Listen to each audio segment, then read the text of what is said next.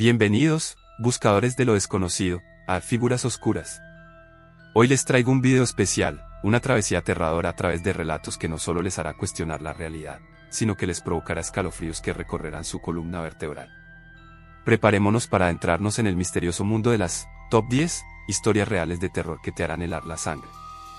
¿Quién no ha sentido alguna vez esa sensación de que no estamos solos, aun cuando estamos en la más absoluta soledad? ¿Alguna vez has escuchado un susurro inexplicable en medio de la noche, o has sentido una presencia cuando no debería haber nadie?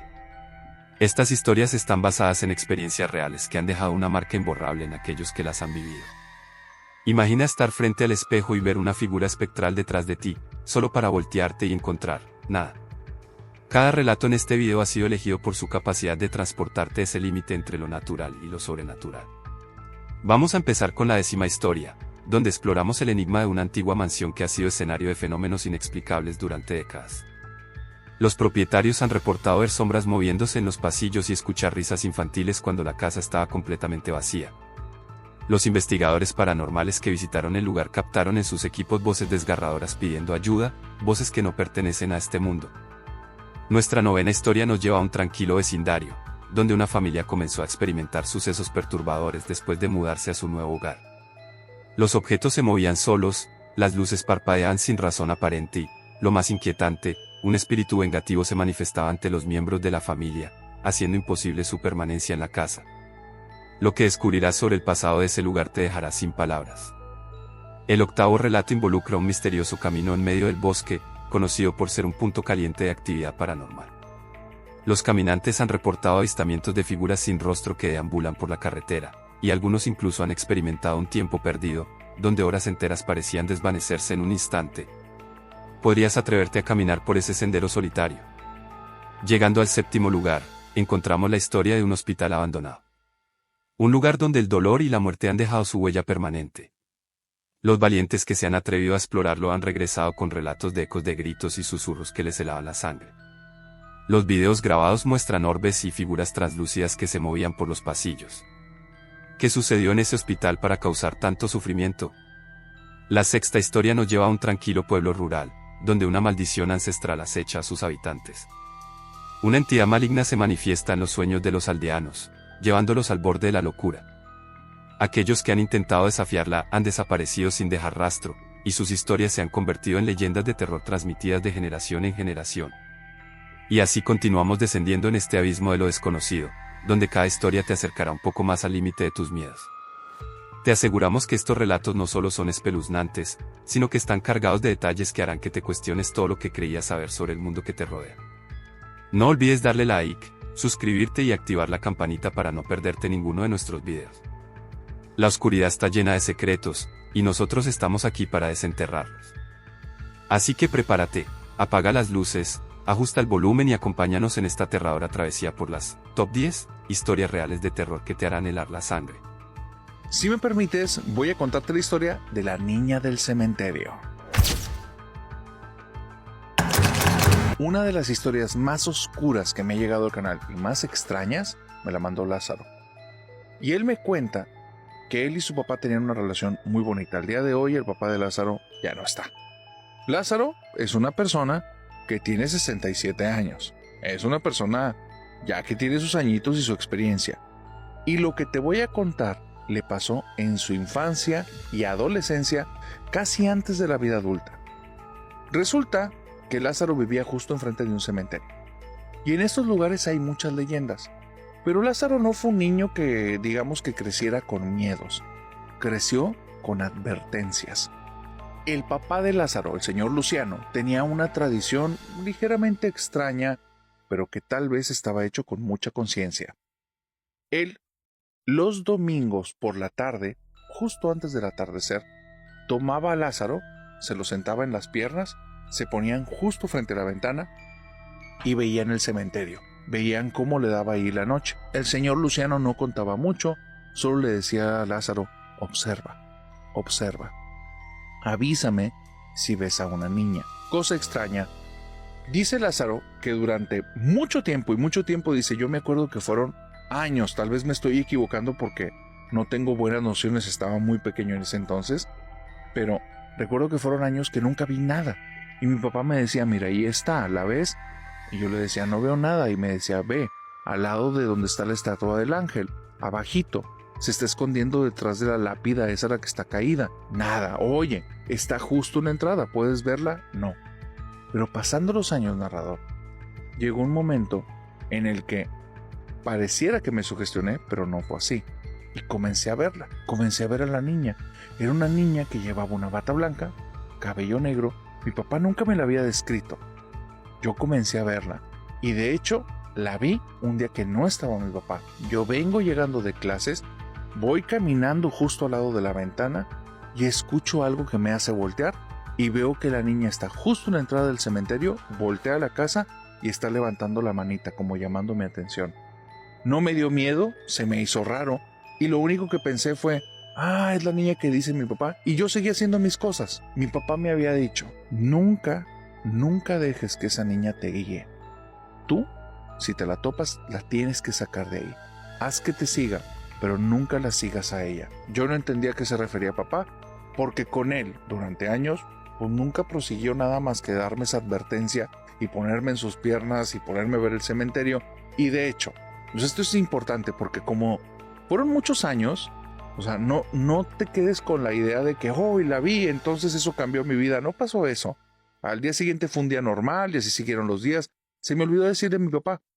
Un día ya no traíamos esa tradición como tan marcada.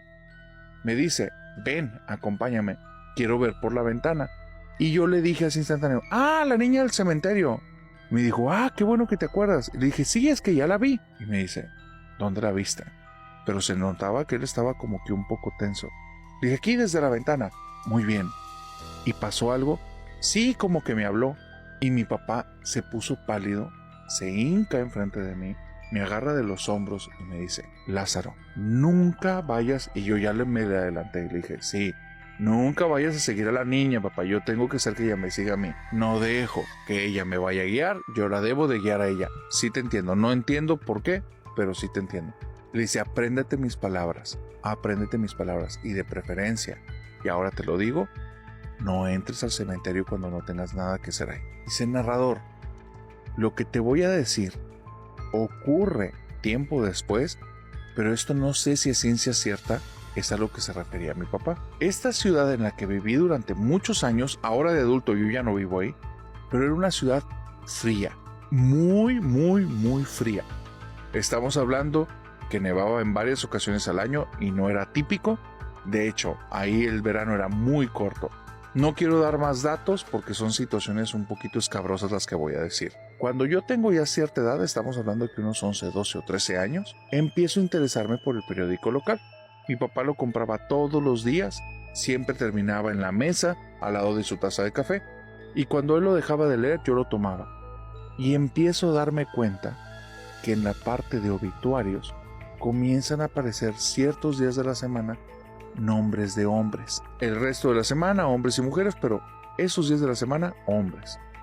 Y empiezo a notar otra cosa, que esos nombres se repiten en noticias del día anterior en el que encontraron un cuerpo en el cementerio. Y empieza a ser, narrador, algo muy llamativo, que no son todos los días ni todas las semanas, a veces era una vez cada 15 días, a veces una vez al mes, que decían que muchas personas como que no tenían techo, personas que vivían en la calle, iban a ese panteón en la noche, probablemente buscando refugio, y el frío los consumía, y eran a los que estaban encontrando.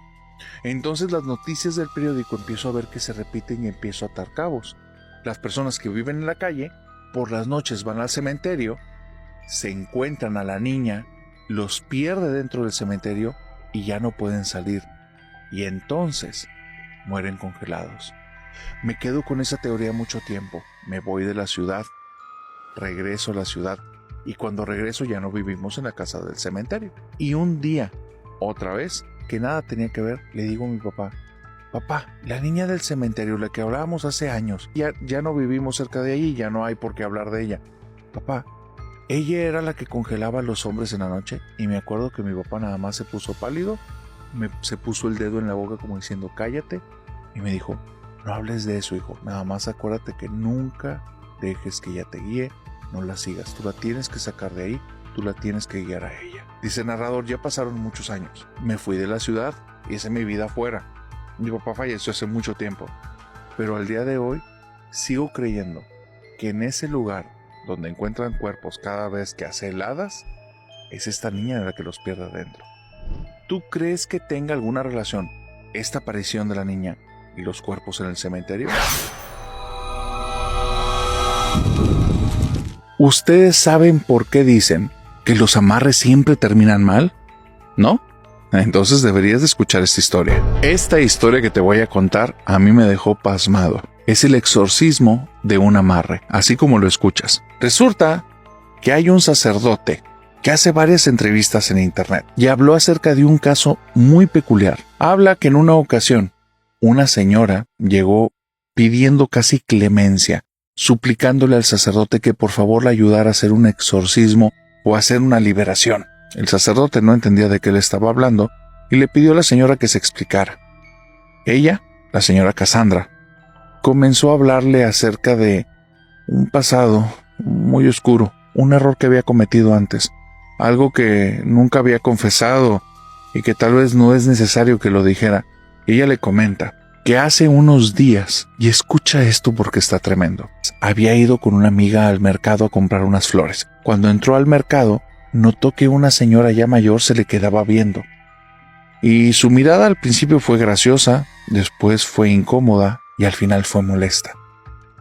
Cuando Cassandra va saliendo del mercado, esta mujer la sigue con la vista y Cassandra, para no quedarse como en esa incomodidad, se da media vuelta, va caminando hacia la señora, se le para enfrente y le dice, bueno, ¿usted qué quiere? Y la señora, nada más con una cara de reprobación absoluta, la ve a los ojos y le hace, ay, hijita, no debiste haber hecho eso, no sabes en qué te metiste. Y Cassandra le dice, ay, vieja loca, no sabe usted ni de qué está hablando, ya no sabe ni qué dice. Y la señora le dice, Cassandrita, Cassandrita, dice, es evidente las cosas que hiciste antes, tienes las marcas, yo las puedo ver y yo te apuesto que muchos más también. Cassandra no entendía de lo que le hablaba, pero algo dentro de ella le hizo sentir muy incómoda. Y le dice, ¿de qué está hablando, vieja loca? Y la señora le dice, hace 7 años amarraste a tu esposo. Ya lo tienes ahí, pero hay algo que no te dijeron. Si el 7º año, no renuevas el embrujo, tus hijos la van a llevar. Y te digo algo, a veces no se lo cobran nada más con la vida, se llevan también el alma. No debiste haber hecho eso, Cassandrita. La señora se dio media vuelta y se fue. La amiga de Cassandra que estaba cerca soltó una carcajada y le dice al oído, mujer vieja loca.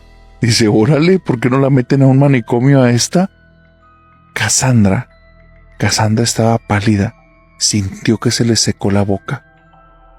Hay un solo secreto que Cassandra no le ha contado a nadie, absolutamente a nadie, lo tiene guardado en su corazón. Y hoy que te estoy contando esto, lo vas a saber tú, así como ese día lo supo el sacerdote. El sacerdote le pidió que le dijera la verdad, que le revelara el secreto, que sabía que estaba ocultando algo, y entonces Cassandra, con un esfuerzo enorme, llena de miedo, de terror y de arrepentimiento, confesó, Padre, hace 7 años yo quería estar con mi esposo y él no quería estar conmigo. Él tenía una pareja. Fui con una persona de esas que hacen trabajos, Padre, y pues hizo lo que tenía que hacer y se desenamoró. Pero después tuve que volver a ir con ella porque no se fijaba en mí. Y me pidió que conservara algunas cosas, que las mantuviera cerca. Y pues desde entonces estoy con él y él está conmigo. Y entonces le dice, Cassandra, yo he visto que has venido con tu esposo y tienen niños. ¿Esos niños son después del amarre? Sí, Padre. Son hijos de nosotros y fueron después del amarre. Dice, ¿qué cosas son las que tienes? Dice, desde ese día guardo unos pañuelos que los tengo que meter siempre dentro de su almohada y los tengo que meter debajo de su cama. Dice, pero el día de ayer fui a comprar unas flores nuevas para la casa y una mujer que al principio yo creía que estaba loca, me dijo que si no renovaba mi conjuro, mi embrujo, mi amarre, se iba a volver contra mi familia. Y el padre le dice, ¿lo hiciste hace 7 años? Cassandra se queda helada y le dice, ¿cómo sabe, padre? Eso es algo que no te explican, Cassandra. Los amarres son conjuros. Los amarres son pactos. Hiciste el pacto con una entidad, directa o indirectamente. Y cuando a esa entidad no le renuevas el pacto, se va sobre tu familia y normalmente sobre los hijos. ¿Y sabes qué? Tal vez esa mujer te lo dijo. Pero no siempre se lo cobran con la vida. Cassandra se quedó helada y el padre dice que es una de las situaciones más conflictivas que ha tenido que resolver. Pero así, el padre tuvo que hacer un exorcismo o una liberación por un amarre. ¿Y tú? ¿Qué harías si estuvieras en los zapatos de Cassandra? Si a ti te da miedo el tema de las posesiones, no te recomiendo que escuches esta historia. Hace unos días estaba platicando con una buena amiga, Eli Montserrat. Yo creo que probablemente la conoces porque apareció en los primeros episodios de Hablemos de lo que no existe. Resulta que ella tuvo una experiencia muy oscura hace unos días. Hay un tema familiar. Parece que una persona muy cercana a ella estaba metida en muchas cuestiones relacionadas con santería, palomayombe, brujería, un tema que le gustaba mucho. ¿Para qué exactamente o por qué? Desconozco. Pero esa persona invitó a Eli a que fuera solo a pasar ahí un fin de semana con ella. Pero resulta que también había una invitada inesperada, una brujita que ha sido parte, la cómplice, en llevarla por estos caminos ritualistas, caminos de encuentros, caminos a veces oscuros y siniestros. Te lo digo porque ocurrieron cosas muy oscuras. Lo que te voy a contar, en relación con lo que Eli te cuente en algún momento, tendrá algunos fantasmas más, algunos fantasmas menos, pero creo que esta historia vale la pena que la escuches. Resulta que Eli recibe esta invitación y ha decidido que va a ir. Pero no va a ir sola. ¿Quién sabe con qué se pueda topar? Va a invitar a una persona muy cercana a ella. Una persona que tiene un pasado oculto, que tiene historias que nunca le ha contado a Eli. Y lamentablemente, a raíz de eso, las cosas se van a complicar. Eli llega junto con su acompañante a esta reunión y en esa reunión se topa con la sorpresa que está esta brujita. Qué bueno que fue acompañada, piensa Eli. Qué bueno. Estando ahí, hay otra persona también invitada al lugar y desde que llegan hay un ambiente extraño. Parece que iniciaron con algunos rituales, algunos de apertura de caminos o limpias o cosas de ese tipo. Eli no sabe con exactitud, pero hay un ambiente raro en el lugar. Es un lugar que ella ya conoce. Y el ambiente es extraño. Es un ambiente un poco tenso, pero a la vez como si estuviera impregnado de aromas. Pero a la vez como que esto atonta un poco la mente, no te permite estar al 100. Un lugar que ya conoces, pero que te da una sensación extraña, como si fuera otro lugar. Y Eli está apenas como percatando todo esto cuando nota otra cosa diferente. La persona que la acompañaba se está comportando extraño. Está de repente un poco ido. Está un poco como ensimismado. Y cuando voltea a verlo, se da cuenta que hay algo en su mirada. Una mirada que ella conoce perfectamente bien. Pero ahora es diferente. Es como si fuera otra persona. Se le queda viendo a Eli. Le pregunta, ¿estás bien? Y él solo parpadea. Y con una mirada extraña le dice, sí. ¿Por qué? Y ella empieza a notar que esto es muy extraño, muy raro. Se está comportando de una manera absolutamente atípica. 2 minutos antes venían en el camino, venían platicando, venían atacados de la risa, comentándose tonterías, anécdotas, cosas que son triviales, pero en un muy buen ambiente. Y desde que entraron en la casa, esta casa que se supone que ella conoce y ahora se siente tan extraña, él está cambiando. En eso hace un comportamiento muy raro, algo que nunca ha hecho porque es una persona muy propia. Es una persona que es desinhibida, pero también cuando llega a lugares desconocidos sabe guardar cierto resguardo. Y ahí va caminando a una de las habitaciones donde está otra persona que es desconocida para él y le dice, vente, acompáñame, vamos a comprar algo a la tienda. Pero el movimiento, la forma de hablar, aunque sea algo tan trivial, ella percató que esto es extraño. Él no se comporta así. Aparte, lo que quiere ir a comprar a la tienda no es algo que ni siquiera consuma. Está muy extraño. Ella sigue un poco impactada por la situación. Va directamente con la persona que la invitó a este lugar. Va, la saluda porque ni siquiera había habido oportunidad de saludarla, y comienza a contarle a esta persona que ya comenzaron ahí a hacer una limpia. Le presenta a la brujita y le dice que si la recuerda, y ella, claro que la recuerda muy bien. Ha habido muchas anécdotas en torno a esa persona que hacen que tengas un poquito los pelos de punta. 20 minutos después, regresan de la tienda estas dos personas, el acompañante de Eli y esa persona que estaba en la casa. El acompañante de Eli comienza a beber cerveza. De una forma extraña, él no hace eso. Y entonces va caminando, se para frente a Eli y voltea a ver a la bruja y le dice: ¿a ti quién te protege? Y la bruja le pela los ojos. O sea, los abre más de lo normal, está sorprendida. Y le dice: sí estoy protegida. Y dice: sí veo que estás protegida, pero ¿quién te protege? Y entonces, de la nada, esta persona se sienta. Y cuando la brujita la ve, le dice: me protege a alguien que me quiere mucho. Y dice: sí, y es muy alto. Y la bruja le dice: sí, y es el que está haciendo que no te pares. Y entonces intenta parar y vuelve a quedar sentado al piso. Dice: sí, es muy alto, es fuerte. Dice: ¿por qué está contigo? ¿Por qué no lo dejas libre? ¿Por qué tiene cadenas? Y empieza una conversación bastante extraña. La bruja comienza a decirle porque debe muchas, porque tiene muchas que pagar. Y entonces él dice: pero ella también. Y ella no la tienes encadenada. Y se refiere a la persona que los invitó a este lugar. Y entonces la bruja dice: sí, tal vez debe algunas cosas. Dice: no debe algunas, debe muchas. Esta persona parece que tiene algo dentro, algo que tomó el control, algo que conoce cosas de las personas que están ahí, porque no se detiene.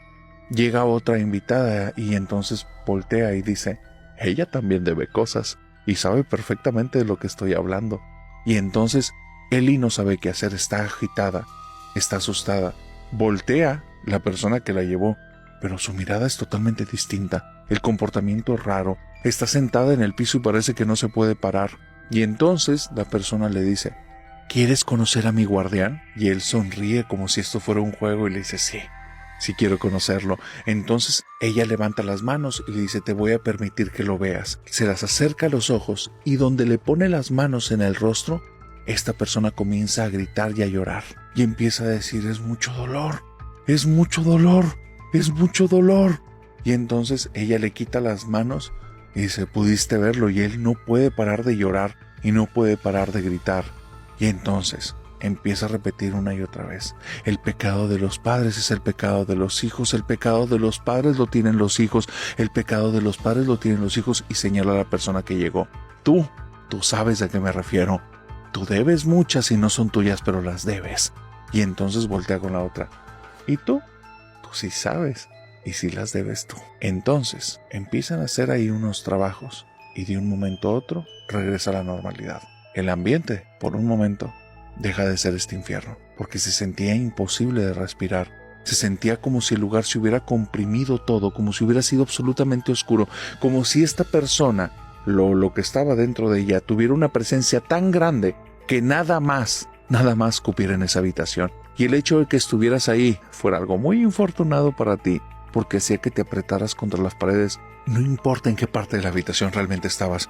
La sensación de presión te iba a atacar, lo ibas a sentir, como si algo te presionara contra la pared, como si respirar fuera prácticamente un lujo que no te pudieras dar ahí. Aparte, ni siquiera pensar era sencillo, no por la falta de oxígeno, no por la sensación de presión absoluta, no, era porque existía la ligera posibilidad que alguien estuviera observando y escuchando tus pensamientos. Esa cosa de ahí leía a las personas. Esa cosa de ahí sabía lo que las personas hicieron, sabía lo que estaban pensando, sabía lo que estaban viendo. Y entonces, esta mujer nada más le dice: ¿quién eres tú? Y se empieza a reír. Y dice: tú y yo nos conocemos desde hace mucho. Ya nos habíamos visto en Atipa. Y ella se vuelve a sorprender, empieza a hacer unos rezos y la normalidad regresa. Esa cosa ya no está ahí. ¿Quién era? ¿Qué era Atipa? Ella lo sabe, pero no lo reveló. Este chico ahora se siente un poco extraño, está desgastado, no entiende qué pasó, no tiene recuerdos de lo que pasó en los últimos 20 minutos. En el momento en el que pisó la casa, es como si hubiera quedado dormido y se acaba de despertar. Saliendo de ese lugar hay una conversación muy extraña y comienza a revelar algunas cosas a esta chica, a Eli. Hace años yo practiqué muchas cosas y tenía la facultad de que entraran en mí espíritus, pero entraron en mí cosas que no eran buenas, me hicieron daño y le hicieron daño a las personas que estaban alrededor mío, y desde entonces me bloqueé a todo ese mundo. Nunca, jamás volví a practicar nada. Me alejé de todas estas cosas. Eso fue hace 10 años y nunca había pasado nada hasta hoy. Hoy, cuando pisé la casa, algo entró en mí y no pude hacer nada para impedirlo. Y ahora que escuchaste esta historia, tengo la pregunta: ¿qué es lo que está ocurriendo con este chico? ¿Es un medium o es una puerta abierta para posesiones? Luisa fue a unas cabañas y esperaba divertirse. Estaba en medio de su hábitat, un lugar precioso y hermoso, cuando le tocó toparse con los condenados. Y ellos no querían mucho, solo querían una moneda. Y esta historia, créeme, si tienes sueño, no te conviene escucharla. Quiero cerrar esta velada contándote una de las historias más macabras que me han contado. Luisa me mandó la historia que dice: narrador, esta es la historia más traumática que he vivido y espero que no me vuelva a pasar. Resulta que Luisa se fue un fin de semana a unas cabañas. Esas cabañas iban ella junto con su novio y otra pareja. Las cabañas están en medio de un lugar bastante alto, muy bonito. Digamos que no es de lujo, pero la naturaleza ahí es algo increíble, especialmente si tú vienes desde la ciudad. Te topas con paisajes que parecen de ensueño, parecen de película. Luis estaba feliz, estaba a gusto, estaba en su hábitat, en su lugar. Ella siempre había pensado que si la dejaban estando viviendo en la naturaleza, ella estaría como plena. No podía estar más equivocada Luisa, porque en esas cabañas comenzaron a ocurrir cosas extrañas desde el día 1. Cada una de las cabañas que están en esa zona están bastante separadas, quieren darle a las personas de ahí privacidad. Alrededor de las cabañas hay árboles y hay pequeños caminos por los cuales puedes andar, conectan una cabaña con la otra y también conectan todo con una zona central. La cabaña de ellos, a los lados, tiene 2 cabañas que no están habitadas, no están cerca, pero las logras ver. Tal vez 100 metros o 150 de cada lado. No escuchas a las personas ni siquiera cuando gritan fuerte. Necesitas acercarte para que el grito tenga un poquito más de forma y entiendas qué es lo que te dicen. Ahí no hay sonidos.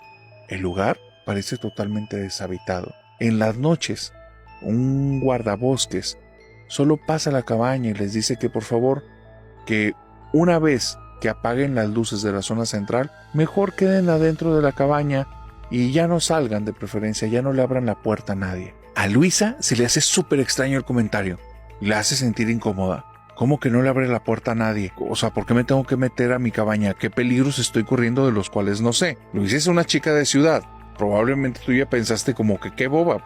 Puede haber animales salvajes, coyotes, lobos, osos, etcétera, ¿no? Inclusive gatos monteses, perros, etcétera. Perros que no sean, vamos, tan urbanos o tan urbanizados.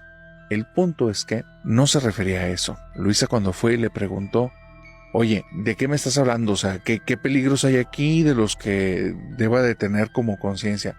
Le dice: no, señorita, no se preocupe, no hay ningún peligro en sí, pero pues es que hay historias y hay leyendas, pero yo no los quiero asustar. Lo mejor es que nada más, una vez que apaguemos las luces allá, ustedes estén adentro y ya. Y si les tocan la puerta o les hablan, no les hagan caso, nosotros nos comunicamos por teléfono. No utilizamos venir a molestarlos y tocar la puerta. Y le dice Luisa: oye, qué extraño, pues si tú viniste ahorita tocando la puerta y fue la forma en la que te abrimos. Y dice: sí, porque es de día, pero una vez que llegue el anochecer y una vez que apaguemos la luz, nos comunicamos por teléfono. Por favor, no abran la puerta.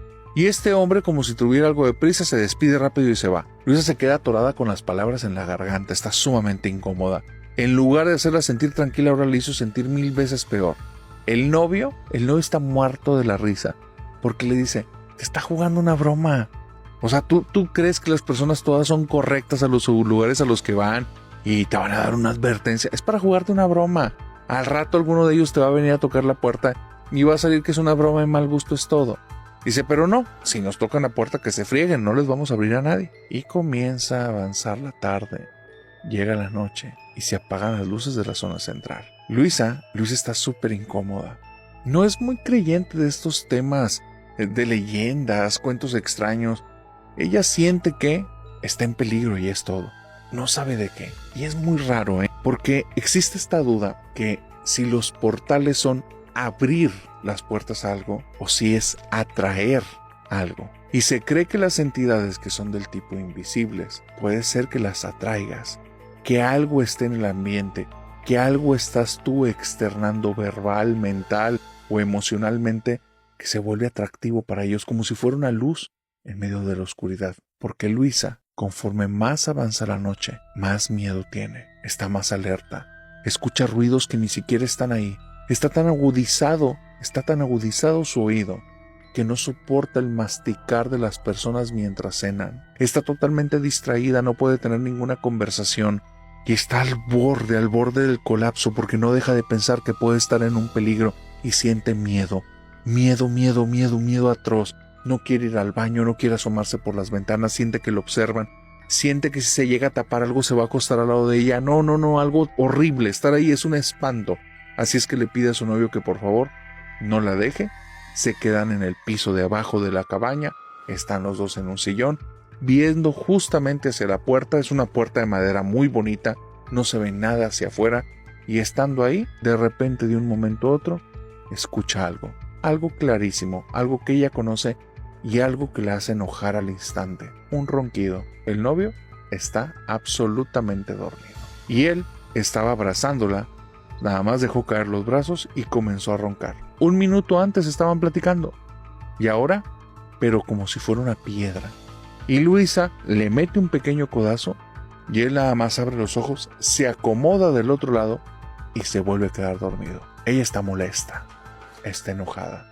Pero gracias a eso, el miedo bajó. Ya no está al pendiente.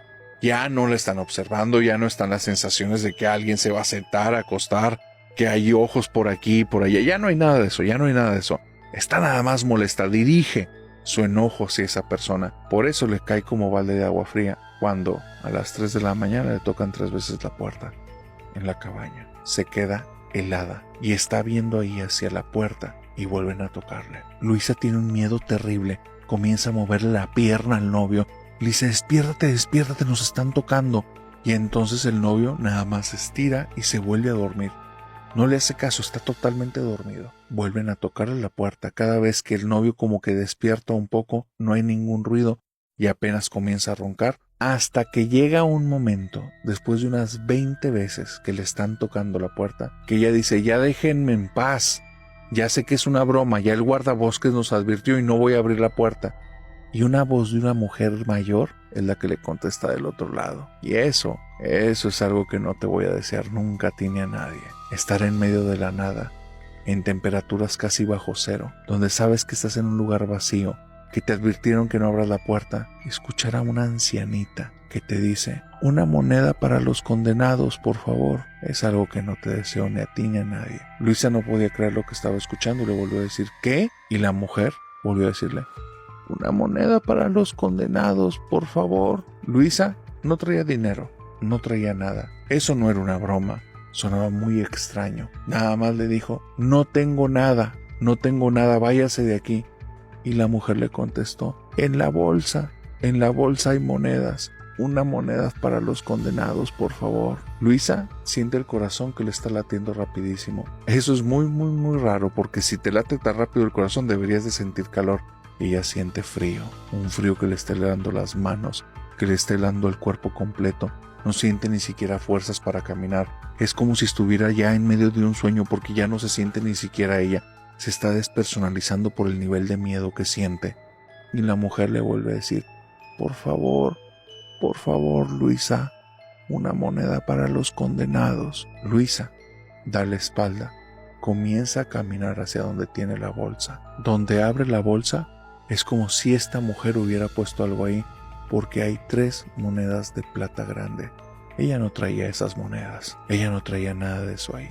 Entonces toma las 3 monedas y la voz le dice: no, 2 son tuyas, una moneda para los condenados, por favor. El problema es que la voz de la mujer ya no suena de fuera de la puerta, suena dentro de la cabaña, suena muy cerquita del oído de Luisa, y ella solo aprieta los puños, le habla a su novio y su novio sigue roncando. La pareja que los acompañaba ni vela en el entierro. Ahí solo están ella Y eso que ahora está dentro de la cabaña y que le pide por favor que le dé una de las monedas.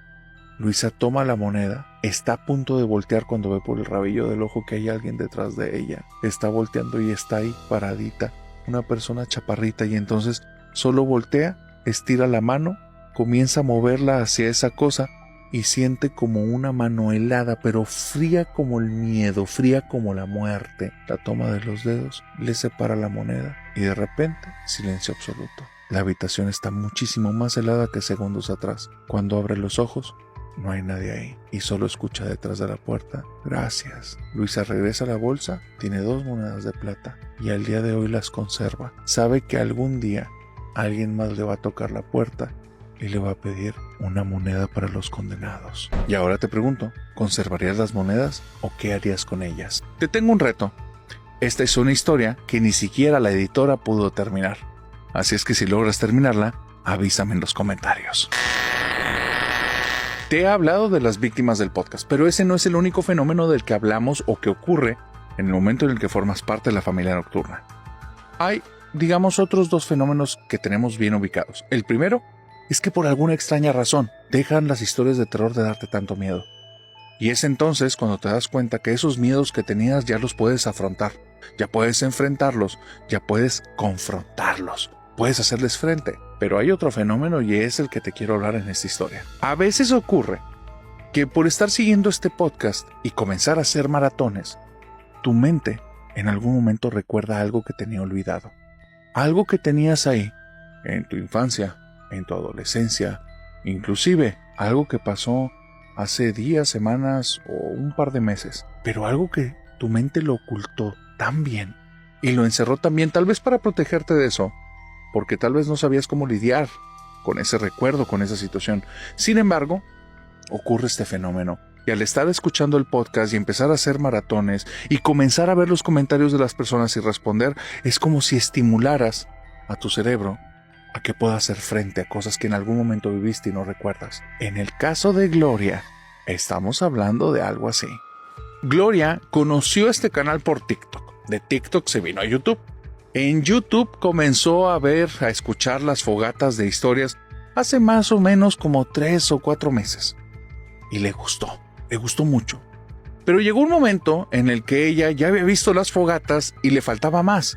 Y me dice: narrador, comencé a hacer totalmente un maratón. No sé en qué episodio fue, pero fue en tus primeros episodios, en el que va una chica que se ríe mucho, que tiene lentes, y comenzó a contar unas historias de cosas que le pasaron.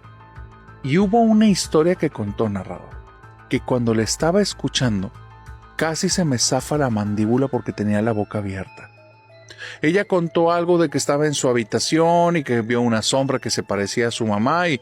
narrador, en el momento en el que dijo eso, mi mente fue como que un déjà vu tremendo, algo que yo viví en mi infancia y lo tenía absolutamente borrado. Y ahí, mientras le escuchaba, recordaba cada una de las cosas que pasaron y te los quiero contar, porque era algo que yo guardé por trauma y al día de hoy ya no me da. Pero querida familia nocturna, este es un canal de terror.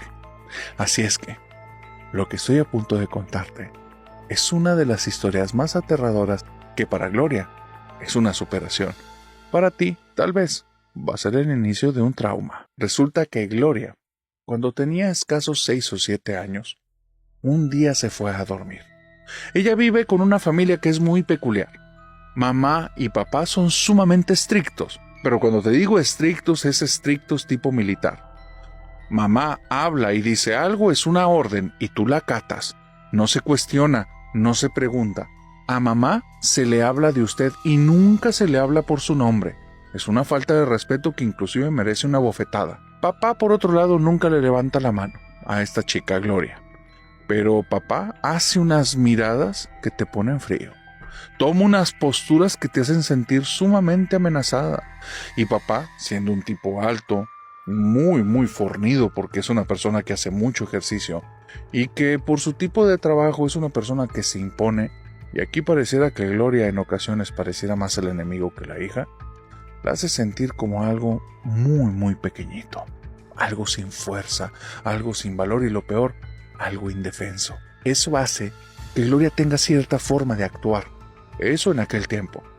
Pero esa niña, Gloria, apenas le hablaban, ella se ponía en pie. Si le decían recoge tu plato, antes de que estuviera pensando ya lo tenía en la mano y le temblaban a veces las manos porque más que amor les tenía mucho miedo a sus papás. Figuras de una autoridad tremenda. Por la fuerza y un poco por violencia, que eso lamentablemente genera miedo.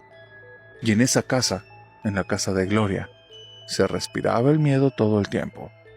Amenazas, sensaciones muy tensas y miedo. Y es probable que esa combinación, esa amalgama, era una delicia, algún tipo de buffet o de platillo delicioso para una entidad extraña.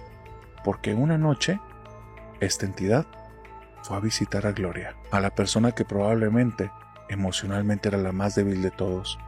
Cuenta ella que estaba acostada. Ella tenía que cerrar la puerta de su habitación sin hacer ruido, apagar las luces todas antes de las 9:30 de la noche. Cuando dormía, tenía prohibidísimo roncar. No podía estar respirando fuerte, porque sus papás tenían el sueño ligero y no era justo que no los dejara descansar. Así es que Gloria se tapaba con sus sábanas y se las ponía siempre cerca de la nariz y se tapaba la boca. Momentos horribles de su infancia, momentos que no le gustan para nada. Y entonces ella se acostaba, se pegaba a la sábana y sobre la sábana se ponía las manos para que su respiración no se escuchara.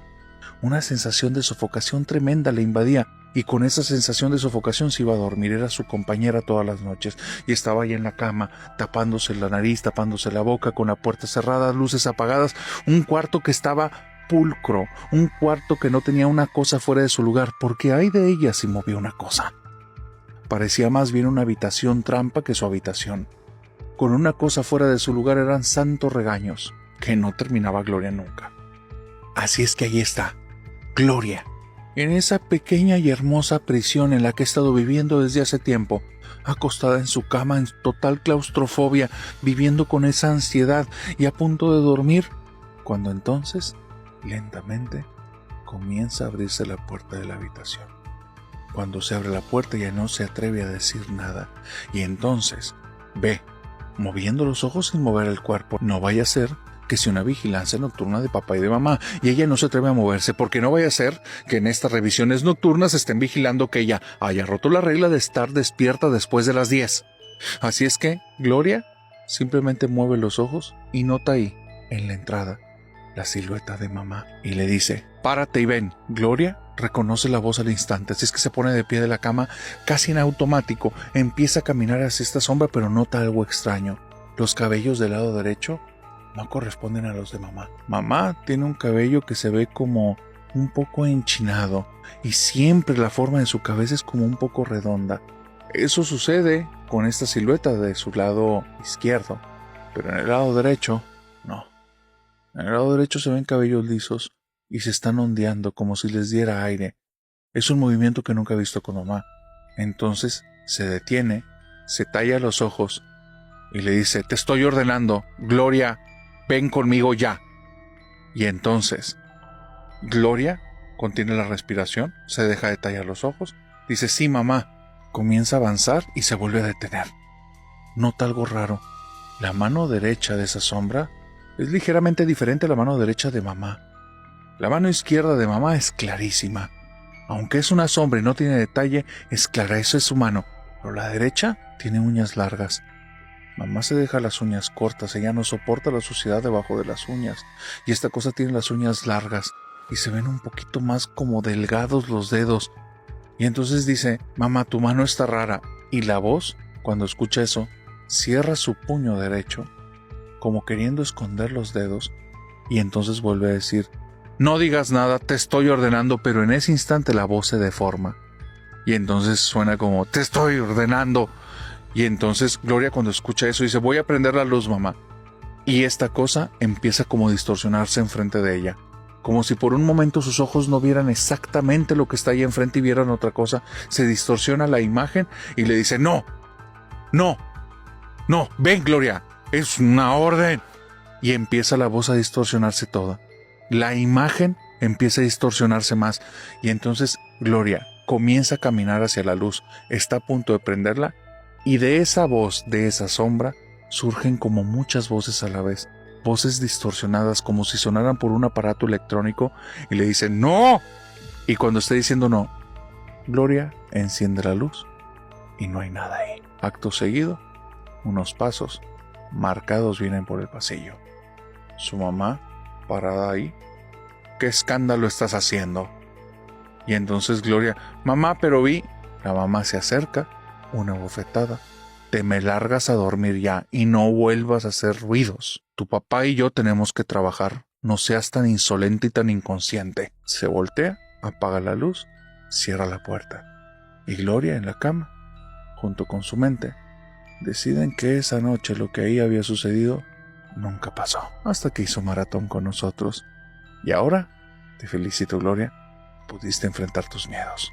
Si te dijeran que en el peor momento de tu vida, en el momento más oscuro, vas a conocer la luz de frente por medio de un ángel, ¿les creerías? Esa es la historia de Jordi y aquí vamos a contarla. Esta historia que te voy a contar es una de las historias que me han contado más crudas y difíciles como de digerir. Tiene que ver con algo que no sucedió y espero que nadie haya estado en esta circunstancia más que Jordi. Jordi, hace unos años, estuvo viviendo de intercambio en otro país. Estaba estudiando su maestría. Él estuvo en Alemania cerca de 4 años y hubo un momento a la mitad de este periodo en el que Jordi sintió un nivel de presión tan alto, pero tan alto, que sintió en algún momento que iba a desistir ya de todo el proyecto. Iba a dejar todo, lo iba a tirar por la borda. Era muchísima presión, todo lo que estaba llevando a nivel de maestría era muy pesado. Aunque era bueno con el idioma, no era tan bueno como para llevarlo a ese nivel. Entonces tenía problema, a veces en entender de forma fluida lo que estaban diciendo, a veces al traducir. Eso hacía que él ya trajera puntos menos en relación a los demás, no era tan competitivo. ¿Y sabes algo? Esto lo estresó tanto que por primera vez en toda su vida comenzó a reprobar materias. Aquí hay un tema. Él tiene una beca y al momento de reprobar, toda la carga de gastos va a caer sobre él. Y sí tiene cómo hacerle frente, con todos los ahorros que hizo en los pasados como 5 o 6 años. Antes de irse ese viaje, vendió su carro, vendió todo lo que tenía para vender allá en su ciudad y se hizo de un dinerito en el banco. Si le cae esta situación encima, el tiempo va a correr en contra y solo va a tener 4 meses para solucionar lo económico o definitivamente el proyecto se va para abajo. Es tanta la presión que siente y está en exámenes finales para terminarla de fregar que un día amaneció y fue un sábado o un domingo, un fin de semana, y sentía que se ahogaba. Estaba en medio de un ataque de pánico. No lo podía controlar de ninguna manera. Sentía que de alguna forma o se le iba a parar el corazón o le iba a faltar el aire, como si estuviera en un lugar tan pequeñito, tan pequeñito, tan pequeñito, que inclusive respirar poquito le costaba demasiado. Por más que hacía esfuerzo en inhalar, sentía que no se le inflamaban los pulmones, no se le llenaban de aire, le faltaba el aire. Sintió tanta desesperación que no lo pensó 2 veces y salió corriendo de donde él estaba. La zona de departamentos en la que él se ubicaba estaba muy cerca de la universidad a la que él asistía, pero también estaba muy cerca de un bosque. Sintió tanta desesperación que digamos que no tomó ni una sola precaución y se fue corriendo al bosque. Se fue corriendo, se metió en el bosque, comenzó a correr y correr y correr. Y el corazón sentía que le latía tan rápido y tan fuerte que los oídos le empezaban a zumbar. En la cabeza le revoloteaban mil ideas. Y si todo sale mal, y si todo el tiempo que le invertí no sale, y si soy un bueno para nada, y si de aquí es el inicio de mi historia de fracaso, y si voy a ser un inútil el resto de mi vida, y si nada de lo que hice hasta ahora vale la pena porque ahorita estoy fracasando en lo más importante que he hecho hasta el día de hoy. Y mientras tiene todas estas ideas que son espantosas, le empieza a ganar el frío. No van 15, ni 20, ni 30, ni 40 minutos. Van cerca de 1 hora y 30 minutos que ha corrido sin saber a dónde va. No siguió el sendero normal. Perdió noción. Se metió, se fue de lleno. Se raspó los brazos. Se cortó parte de las piernas porque iba en shorts. ¿Y sabes qué es lo peor? Comenzó a nevar. De estos cambios de clima tan abruptos, pero ahí es parte de las vicisitudes que pasan en el día a día. No lo previno. No estaba preparado para eso. De repente el frío fue el que hizo que entrara otra vez en un raciocinio más normal y se dio cuenta que estaba en un lugar que no conocía, y por más que estiraba la cabeza intentando ver entre los árboles, no reconocía nada del lugar. Empezó a abrazarse, empezó a frotarse intentando recuperar algo de calor. Intentaba como hacer el cuerpo lo más pegadito que podía para que todo el cuerpo se calentara lo más posible, y empezó a caminar dando pasos firmes, intentando que esos golpes en el piso trajeran como algo de bombeo de sangre y le recuperara algo del calor. Y así estuvo cerca de 2 horas y media. Y se fue perdiendo cada vez más. Ni un solo ruido de la ciudad, ni un solo auto, ni un movimiento de personas. No había nadie ahí.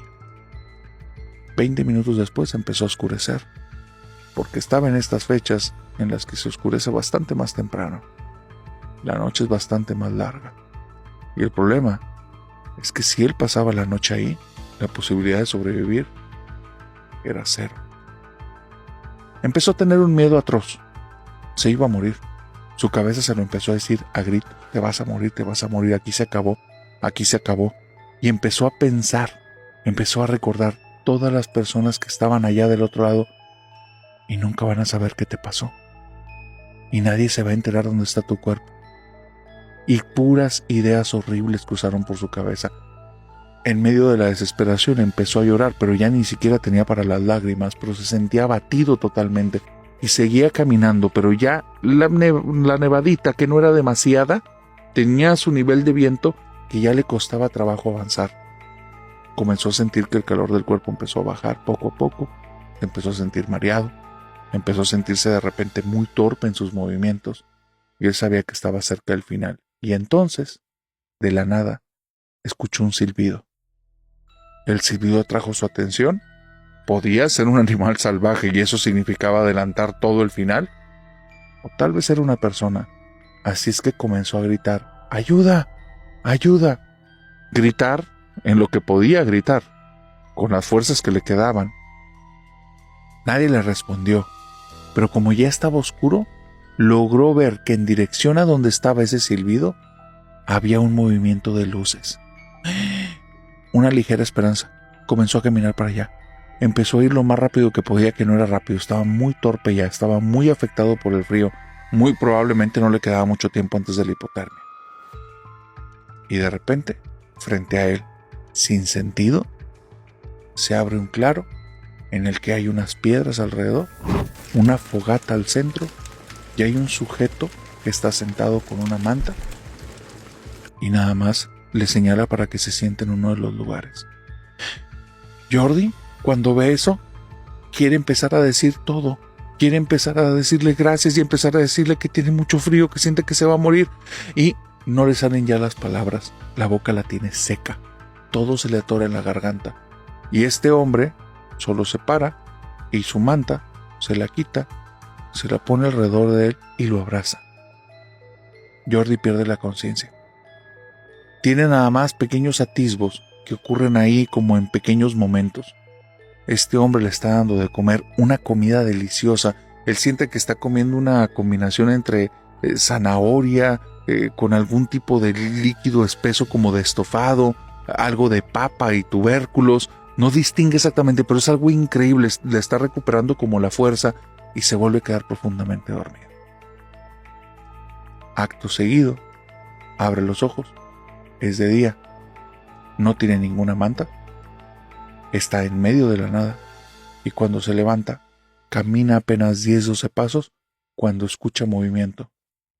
Sale de entre los árboles y está justo enfrente de los departamentos. ¿Quién lo llevó ahí? ¿Por qué lo llevaron ahí? ¿Cómo sabían dónde vivía y por qué lo salvaron? Es algo que Jordi al día de hoy sigue considerando un milagro.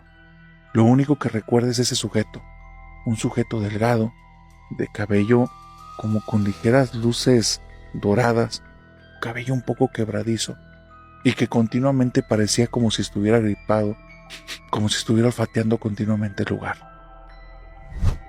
Y es por eso que te digo que antes de meterte a un bosque, tienes que tener muchos cuidados o encomendarte a tus ángeles. Imagina que de pequeña estás viviendo tu vida de una manera normal y bastante agradable, y un día vienen y te avisan que un familiar que no era tan cercano acaba de partir al otro mundo. Pero tú no les crees, porque lo estás viendo en ese momento con tus propios ojos, y ellos no. Esa es la historia de Estrellita, y aquí vamos a contarla. El mundo de lo espiritual, o de lo sobrenatural, es un mundo del cual nos faltan muchos datos. Hay muchas conjeturas, hay diferentes hipótesis y hay muchas ideas en torno a por qué ocurren tal o cual cosa. Pero esta historia que te voy a contar es una de esas tantas historias que nos hacen pensar que independientemente de las teorías, puede ser que sí haya algo más allá de la vida. Resulta que Estrella, la señora Estrella, porque al día de hoy es una persona de 35 años que es madre de familia, tiene muy presente una anécdota que vivió cuando era niña, cuando era Estrellita.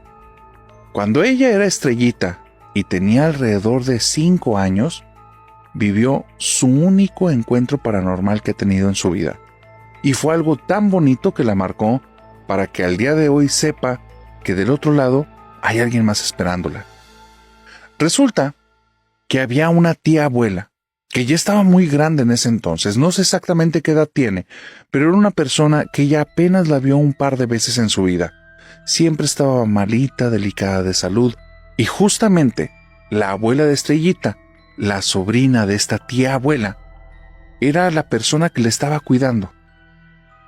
Un día se entera de que fallece, y ya. Cuando Estrellita tenía esta edad, no tenía tanto apego con esta persona, y más bien para ella fue uno de los primeros momentos en los que se encontró con el tema de la muerte. Entender que las personas tienen un ciclo, tienen un momento en el que ya no las vas a ver, y aunque desees y quieres verlos, aquí en este mundo no los vas a poder ver con tus ojos, vas a tener que tal vez imaginarlos, sentirlos con el corazón, vas a tener que hacer algo más, algo tal vez ritualístico, algo tal vez que sea más creativo, pero no vas a poderlos ver con tus ojos. Pero ahí, cuando esa creencia se la puso su mamá y le dijo, tu tía abuela estaba muy malita, ya fue a mejor lugar y luego las vamos a ver, pero ahorita tú la puedes recordar en tu corazoncito y puedes verla ahí. Estrellita se negó por completo esto que le estaba diciendo su mamá. Tenía que comprenderlo, pero le dijo, ¿a que no, mamá? Yo la puedo ver. Está ahí detrás de ti. La mamá se le puso la piel de gallina y entonces voltea y no vio nada. Y ella le dijo, ay Estrella, no me estés diciendo esas cosas que me ponen muy nerviosa. Y le dice, pero no entiendo, mamá, o sea, ¿por qué me dices que ya no está la tía abuela si está ahí? Cuenta Estrellita que cuando era pequeña, a esa edad, casi 6 meses estuvo viviendo todos los días con la presencia de esta tía abuela. La veía sonreír, la veía estar tranquila, la veía no andar de un lado a otro de la casa, pero sí estar en cada una de las habitaciones. Si ella salía de una habitación, corría a otro cuarto y entraba, ahí al fondo estaba la abuela. Y ella la veía tranquila. Y es ahí cuando la tita de Estrellita se entera de que Estrellita está viendo pues, a la tita de la tita ahí en la casa y le pregunta, ¿es verdad, Estrellita, que le estás viendo a la tita? Y le dice, sí, está ahí, en la esquina, nos está viendo. Y le empieza a preguntar, ¿y qué dice? ¿Y qué estás viendo? ¿Está tranquila? ¿Está feliz? Y se está sonriendo, se ve tranquila. Y le dice, ¿no le puedes decir de mi parte que ya es momento de que si no le falta nada aquí, es momento que se vaya allá arriba y nos espere con Diosito? Y le dijo, ay abuelita, pero ¿no se te hace eso muy grosero? Y le dice, no, mijita, cuando nosotros terminamos nuestra etapa aquí, tenemos que ir a descansar. Pero tu abuelita a veces era bien necia, así es que no le puedes decir por favor.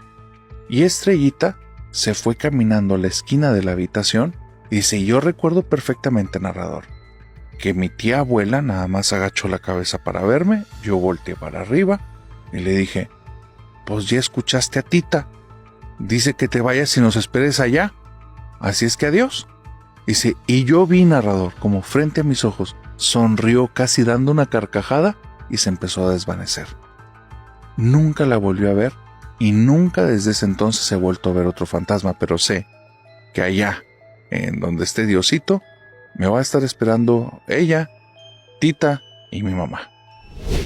¿Y tú? ¿Tienes a alguien esperándote en el otro lado? Si te gustan las historias de venganza desalmada, te vas a deleitar con esta. Amparo me mandó una historia. Me dice Amparo que ella tiene un don que disfruta mucho. Un don que ella al día de hoy la hace sentirse poderosa y con fuerzas.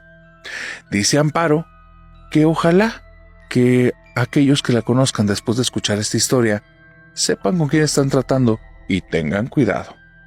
Porque Amparo desde muy pequeña vivió algo que la marcó por el resto de su vida. Amparo es una suscriptora de este canal y me cuenta que cuando ella era joven vivió una situación muy fuerte que la marcó al día de hoy, porque no se ha detenido desde entonces.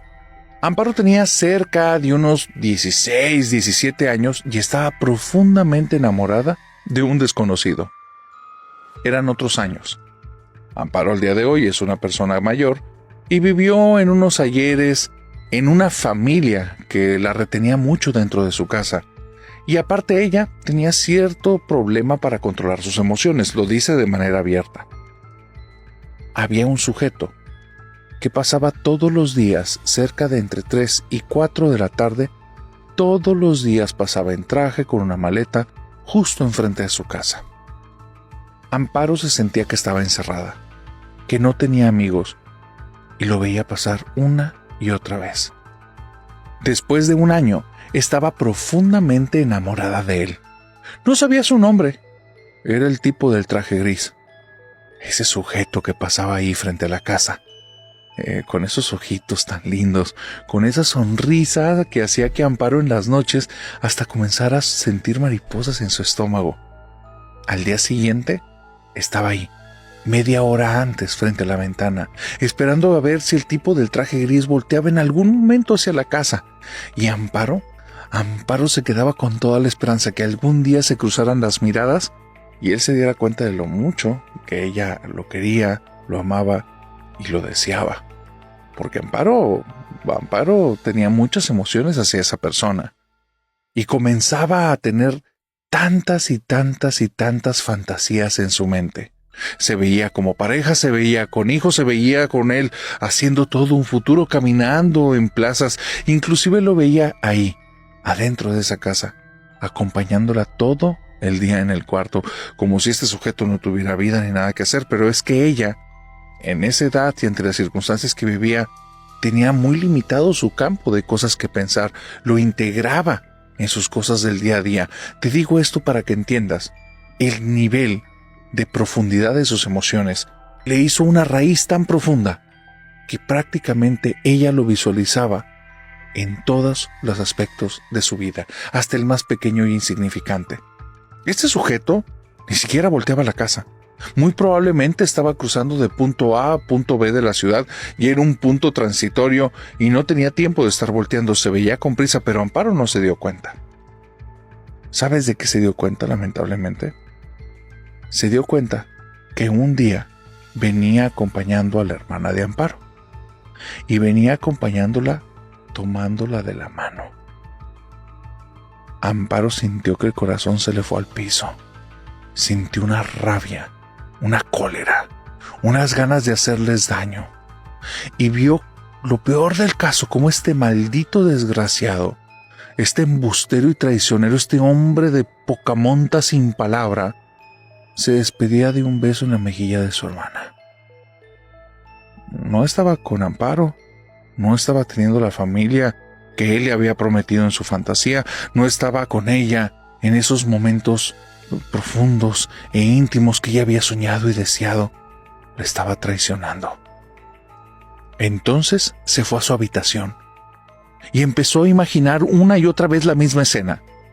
A este sujeto que en ese momento le puso el nombre de Beto, imaginó cómo Beto iba caminando en una cuadra, se descuidaba y un camión muy grande, con un tumbaburros enorme, lo golpeaba de lleno. Y el golpe era tan fuerte que el cuerpo de Beto salía disparado de la camioneta, pero no salía completo.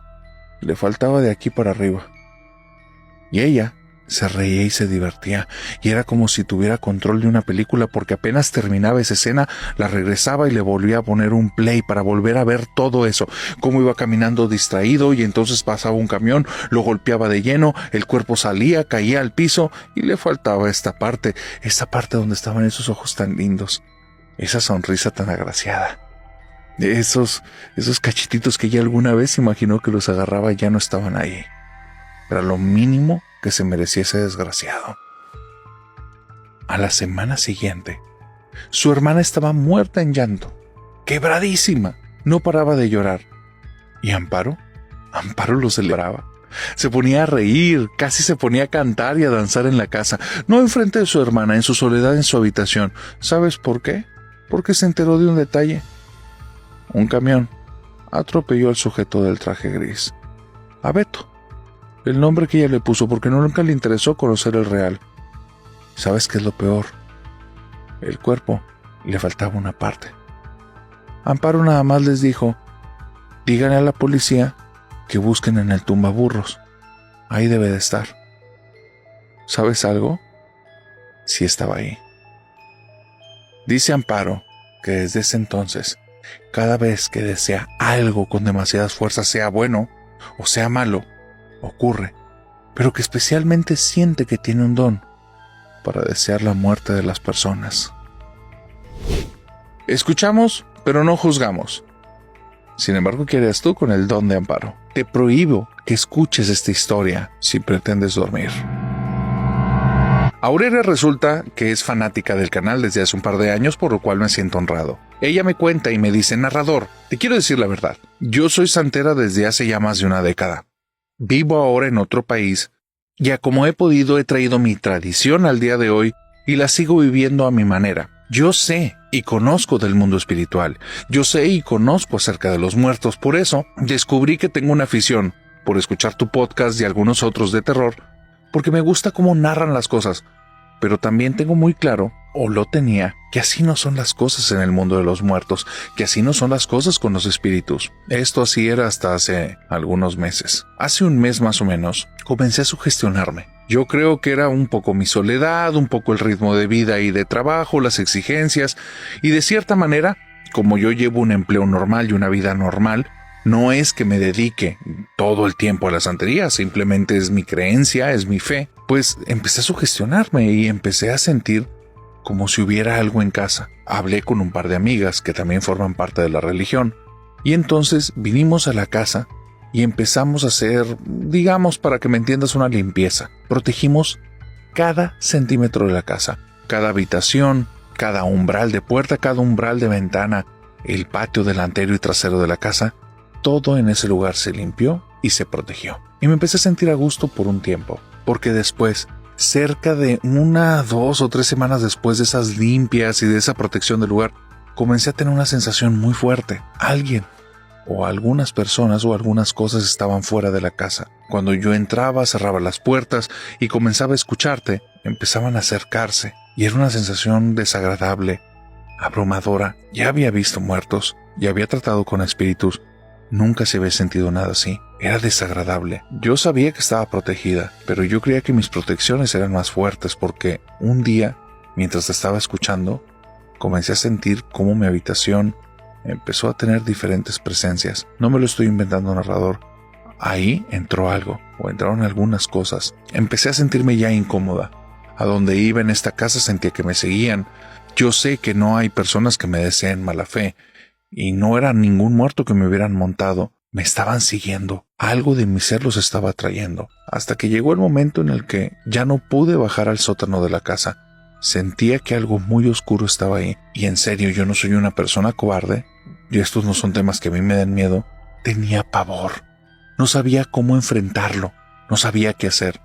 Y coincidió con un par de cosas. Unos amigos van a hacer un viaje por carretera a lo largo de diferentes estados. Quieren ir a visitar diferentes lugares.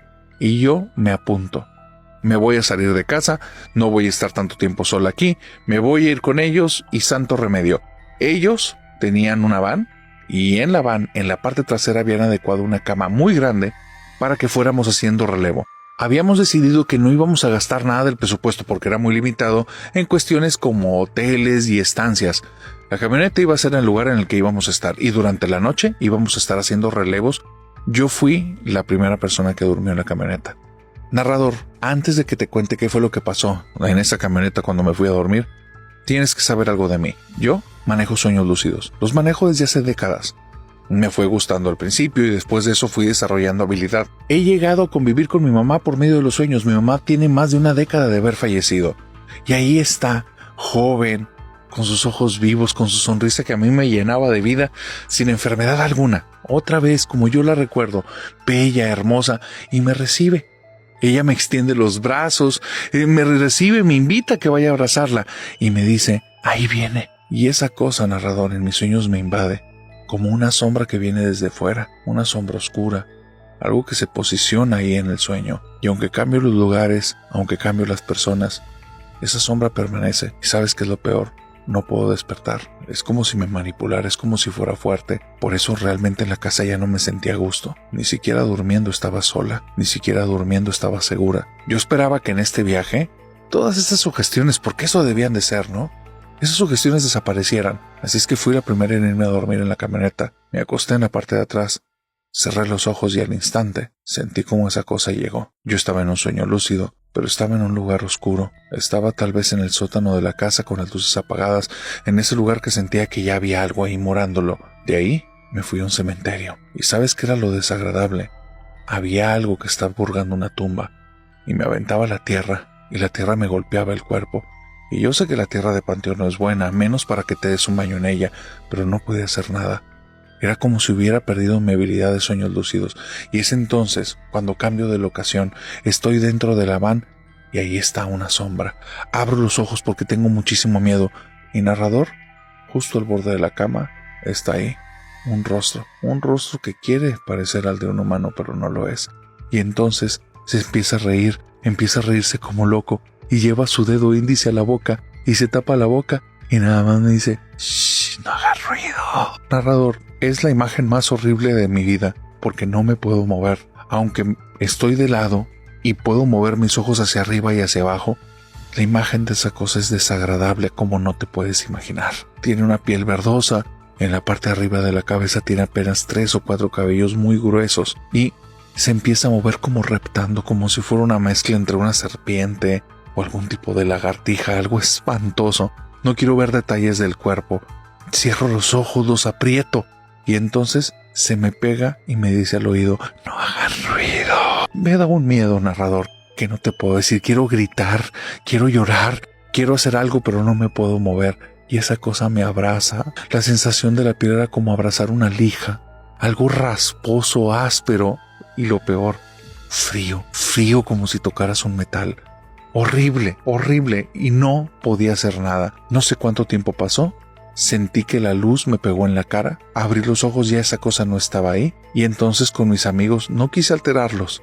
Nada más les dije que si me permitían todavía no quería conducir. Y ellos se veían muy demacrados. Y me dijeron, no quisimos hacerte relevo porque, la verdad, nos dio miedo el camino. Y yo les pregunté, ¿por qué? ¿Pasó algo? Es que es difícil de expresarlo, pero sentimos que cuando te fuiste a dormir, algo se metió en la camioneta. Ahora yo te pregunto, ¿qué es esto que seguía a Aurelia? Hay personas que creen que escuchar historias de terror abren portales. Cintia no creía en eso, hasta que le ocurrió esta situación. Resulta que Cintia no pudo ir a la fiesta grande de su familia. Ella está casada con Edgar y tiene a una niña de nombre Connie.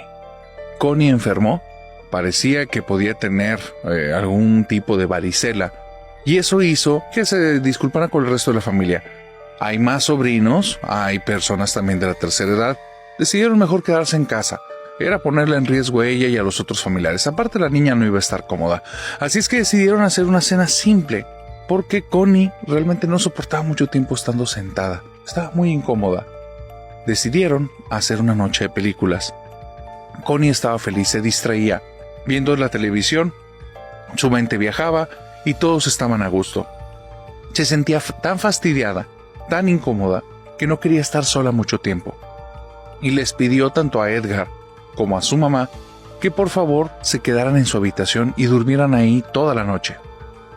Connie tiene una cama tipo canguro que fue comprada especialmente para cuando tuviera visitas de sus primas. La cama canguro de Connie no es de estas camas que son de niveles. Sí es una cama de niveles pero descendentes. La cama principal en la parte de abajo tiene una cajonera grande y si tú la estiras, abajo hay una cama. Connie, muy inteligente, les dijo que ella se quedaría arriba, que ellos dos se podían quedar abajo. La cama de abajo es la menos cómoda, la más pequeña. Pero como papá y mamá entienden que ella se está dando, digamos, sus pequeños lujos por estar enferma, le dejan hacer eso, se lo toman a juego, preparan una cena después de haber comido los detalles de Año Nuevo, algo más parecido a cosas que consiguen en el cine como palomitas, un hot dog, un perro caliente, o como lo conocen en Chile, creo que se llaman completas. Pero en fin, tú sabes de qué hablo. Salchicha, un pan alargado, y entonces comienzan ellos a tener esa noche de películas. Es entonces cuando Cynthia se empieza a aburrir un poco y empieza a sentirse un poco triste. Es posible que toda la familia en este momento se esté divirtiendo y ella está con su niña, está con su esposo, pero no está en fiesta y es Año Nuevo. Así es que quiere distraerse. Las películas que está viendo en la televisión no la distraen tanto. Connie inclusive no les está prestando atención. Connie se siente mal y lo que quiere son estar acompañada, está muy remilgosita. Edgar ya ha roncado varias veces. Edgar dice que está ahí, pero todos saben que no es cierto. Pero intenta hacer su mejor esfuerzo y nadie lo toma mal. Es ahí cuando Cynthia toma unos audífonos, se los pone, y es ahí cuando tiene los audífonos puestos que está escuchando ese podcast, el que tiene cierto narrador que cuenta historias de terror, ve tú a saber quién, en el que comienza a tener un sueño que es muy extraño desde el primer segundo por diversos motivos. El primero, está consciente en el sueño, y eso no es normal. El segundo, el sueño tiene mucho realismo pero a la vez no, y es muy escabroso. El último, ella se ha dormido un montón de noches escuchando ese podcast. Nunca le ha pasado nada, nunca ha tenido un mal sueño. De hecho, dice que la voz de ese sujeto, el que narra, te vuelvo a decir, ve tú a saber quién, que le sirve para dormir. A pesar de que ese sujeto les no recomienda que lo escuchen para dormir, ella lo hace. Es su decisión, es un adulto. Y ahí se da cuenta que está teniendo una pesadilla por primera vez. Porque en el sueño está en la habitación con su hija, pero hay algo diferente. Está sola, hay una sensación de frío ambiental y aparte se escucha como en el primer piso de la casa hay alguien que está moviendo cosas como si buscara algo pero con violencia, como si metiera la mano en un cajón y hubiera algo de cuchillos y de vajilla y golpeara todo y lo sacara y comenzara a arrojarlo a diferentes partes de la casa.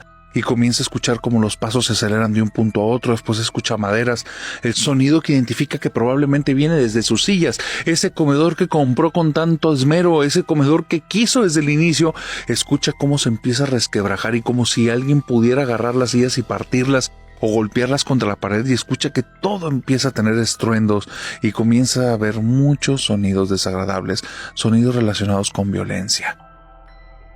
Empieza a escuchar como hay unos pasos que comienzan a subir las escaleras, como hay la sensación de una presencia horrible, abrumadora en la casa, pero ella sabe que es un sueño porque ella se acostó en la habitación junto con su esposo y junto con su hija, y ahí no hay nadie, está sola, y entonces voltea hacia la entrada y es cuando se topa una situación espantosa. Parece que no está tan sola. Al pie de la cama hay un sujeto sentado, dándole la espalda a ella. Él está ligeramente empujado, echado hacia adelante, sus brazos están sueltos, como si no tuviera fuerza sobre ellos, y están ahí al borde de la cama.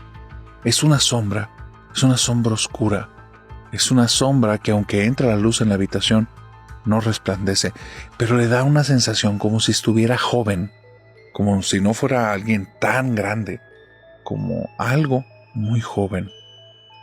Ahí algo la mueve en el sueño, interiormente, emocionalmente, y hace que se ponga de pie, camine para ver el rostro de esa persona, y justo cuando llegue enfrente para verlo, abre los ojos y está otra vez en esa habitación. Escucha un estruendo en la planta baja. La habitación está vacía, la sensación es fría, Y ella sabe que aunque no ha volteado, ahí debe de haber alguien sentado, empujado como jorobado hacia adelante, y los brazos echados, sueltos, relajados. No sobre las piernas, en medio de ellas. El encuarte de las piernas está abierto, y va a ser totalmente oscuro y no va a poder ver ningún rasgo, pero sabe que es joven. Es entonces cuando se levanta ligeramente y ahí está esa sombra, inmutable. Aún con los ruidos, aún que ella se mueve, no se está moviendo esa sombra, permanece. Se pone de pie ella, otra vez algo dentro de ella la empuja, camina otra vez más acelerada y se agacha más rápido para ver el rostro y abre los ojos y está otra vez en la cama. Cuando está en la cama, no lo piensa dos veces, se levanta casi de un salto y entonces intenta ganarle tiempo al sueño, creyendo que el sueño es el que se está reiniciando y no es tanto por agacharse, y cuando se agacha y ve el rostro de esa cosa que estaba otra vez ahí, algo sucede dentro de ella, porque siente en su pecho algo que le está haciendo daño, que necesita salir por su garganta, por su boca, que necesita abrirse paso a como de lugar y ya no estar ahí adentro porque le está haciendo daño. Y abre los ojos y tiene a su esposo, tiene a Edgar tomándola de los hombros, y su hija está llorando en la cama, está volteando a ver a los dos, y ella le duele mucho la garganta, el pecho y los brazos. Y entonces le dice a Edgar: ¿qué pasó? ¿Qué pasa? ¿Por qué me duele todo? ¿Qué estás haciendo? Y Edgar le dice: tienes más de 10 minutos gritando, como histérica, pero estabas dormida, tenías los ojos abiertos y no parabas de gritar, estabas viendo como al borde de la cama. Cynthia está muy asustada. No por algo paranormal. ¿Qué pasó? ¿De qué forma se traumó tanto escuchando estas historias que estuvo casi 10 minutos gritando? Se había quedado prácticamente sin voz, le duele mucho la garganta. Entonces le dice a Edgar que la disculpe. Ella va a bajar a la primera planta para hacerse algún té o algo que le ayude a quitarse el dolor que siente en la garganta, y cuando se pone de pie, Edgar le dice: no bajes, ¿por qué? Dice: hay algo raro pasando en la casa. Y Cynthia voltea a verlo, le duele la garganta, le duele todo el cuerpo, su niña está llorando, ella se acaba de levantar, esto es un caos, es parte tal vez de una pesadilla. Cynthia voltea a verlo y dice: por favor, dime que estás jugando. Y Edgar se pone de pie rápido, va, la abraza y le hace un signo tocándose la oreja como escucha, y le habla al oído y le dice: está pasando algo raro en la casa, no quiero asustar a Connie. Y entonces Connie está llorando, está asustadísima, pero esto puede escalar más. Cynthia comienza a poner atención y escucha cómo hay un crujir en las escaleras, como si hubiera algo ahí de madera a lo que le ejercieran presión y estuviera resquebrajándose. Las escaleras no son de madera, las escaleras son de piedra.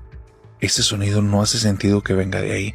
Sale de la habitación, le dice a Edgar que la acompañe, comienzan a caminar por el pasillo, y cuando llegan a la escalera, un olor, huevos podridos, una peste tremenda, una sensación tan horrible y un aroma tan asqueroso que hace que Edgar empiece a tener arcadas, la tome y se la lleve a la habitación.